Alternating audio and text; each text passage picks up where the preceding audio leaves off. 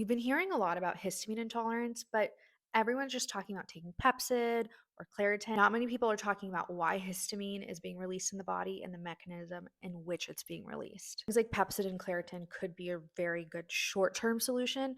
Taking them for too long can have other side effects. When I'm working with clients, and I did this on myself too, you have to figure out why the histamine is being released and get to that root cause. Histamine is released from mast cells. Mast cells are a part of the innate immune system, kind of like our first responders. Mast cells not only release histamine, they also release cytokines and prostaglandins. When the mast cells detect harmful substances or injury to tissue, they release the histamine as an immune response that creates an inflammatory process, which is why we feel the symptoms like itching, sneezing, runny nose, mucus buildup. So if you have high histamine, you need to figure out, why are my mast cells being triggered to release the histamine?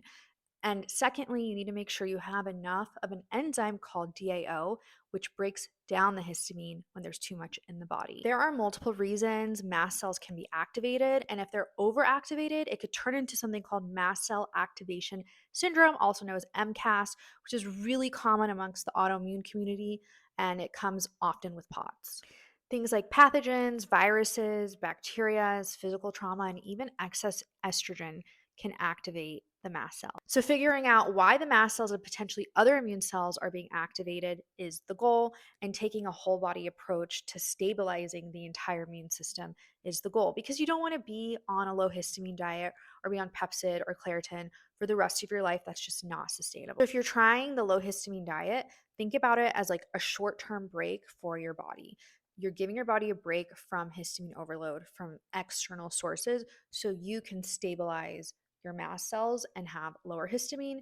We also want to take the time to increase DAO if it's low. It's also important to note that usually, if your mast cells are activated, there are multiple things probably going on inside the body that need to be upregulated or course corrected. If you're looking for more support around MCAS or histamine intolerance, comment histamine below to get my guide.